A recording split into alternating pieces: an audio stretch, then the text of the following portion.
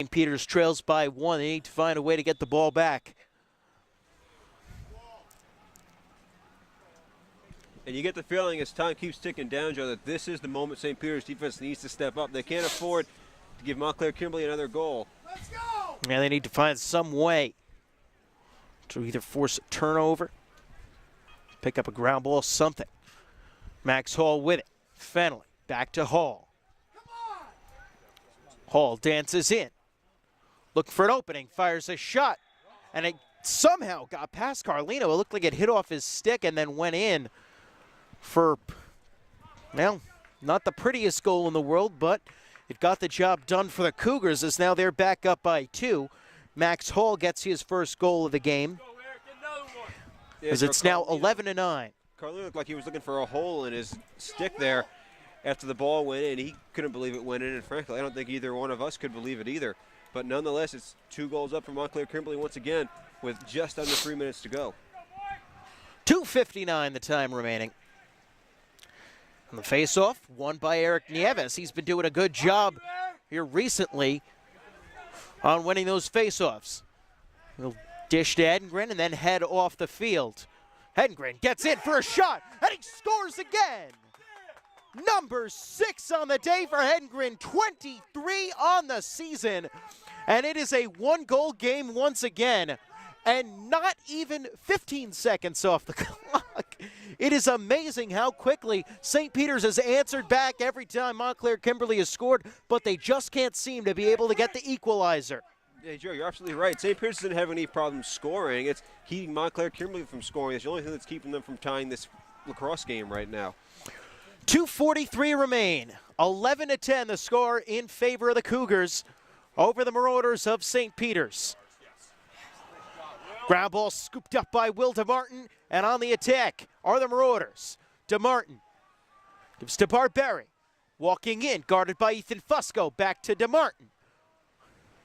Barberi again, plays it around back for Kirkwood. Kirkwood being worked on by Giannis. Gives to Grant Hipple back in the game. Max Hall's on him, he'll dish off. Zone defense being played by the Cougars. Throws it up top. Barberi trying to get in. He works in, fires a shot. It's hit off Strain, and it's going down the other way. Montclair Kimberly ball.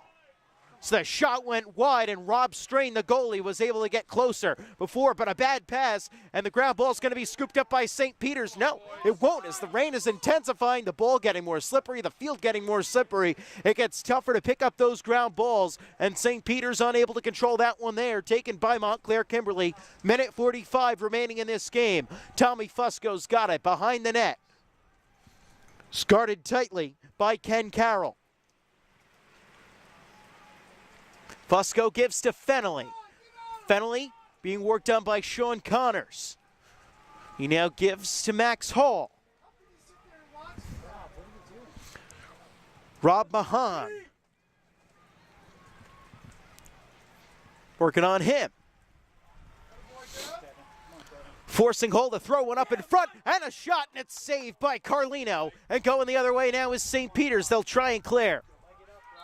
They try and get it out. And a whistle and a timeout taken by St. Peter's with 1 minute and 5 seconds remaining in this game. St. Peter's trails by 1, 11-10, and coming out of the timeout, they'll have the ball. Mark couldn't ask for a much better finish for this one. At one point, it was 7-3 in favor of Montclair Kimberly, but St. Peter's has done an excellent job making the adjustments in the second half to be able to claw their way back in, and now 65 seconds to try and get one in for an equalizer. Yeah, Joe, there have been times during this game where both teams look like they had control. St. Peter's early, Montclair Kimberly more recently. But this game has just evolved into a completely evenly matched affair. Neither team has an edge on the other. St. Peter's now, though, needs that last goal. They have plenty of time to do it in, though.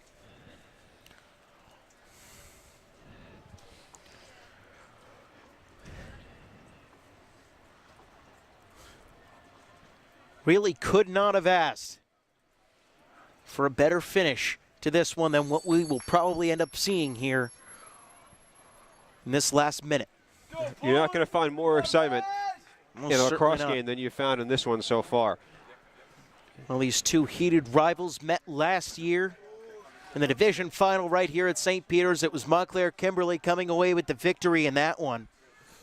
Here we go, Grant! Now St. Peter's looking to get a little bit of revenge on them for this one. And what we see has been really, especially in this fourth quarter, a nice offensive battle, just back and forth. First three quarters, it was the game of runs. And now it's just been back and forth action all across the field. It's going to be Will DeMartin as the rain continues to intensify, getting harder and harder to see. Grass getting slipperier and slipperier. DeMartin takes it in the zone. Dances in on Tommy Fusco, gets around him.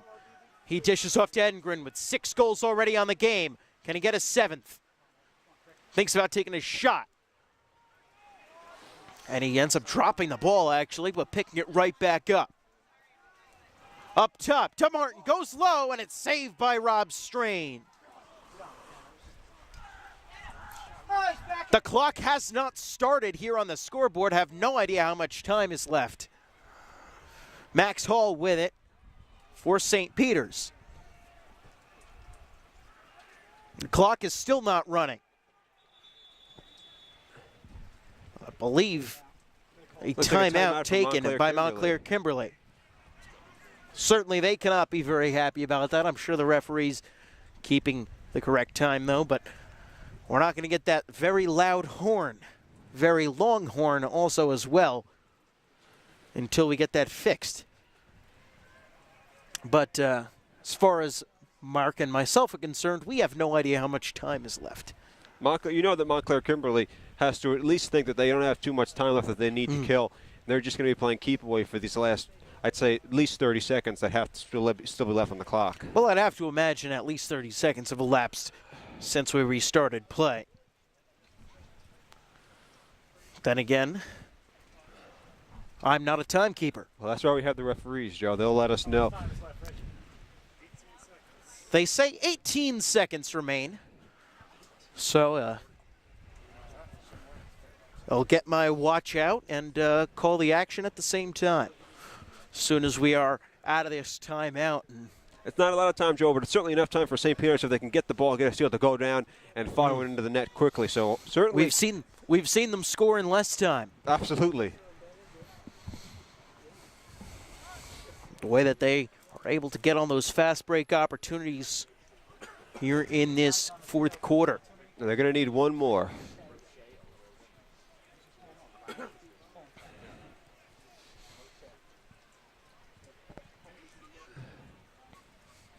So here we go. Last 18 seconds of this game. Max Hall will have the ball. As soon as the whistle blows, the clock will run.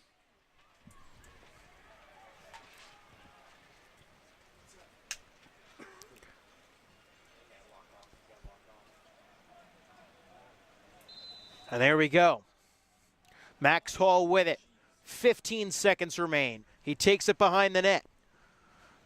Guarded by 2 St. Peter's defenders. Throws one across the field. It's going to be going out of bounds, and it's going to be St. Peter's ball, but there are less than 10 seconds. They're going to have to get it down quickly.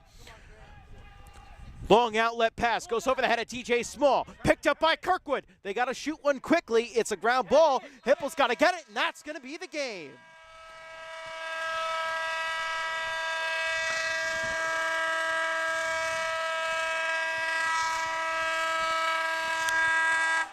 And that horn really likes to run. And you thought we weren't going to get a horn, Joe.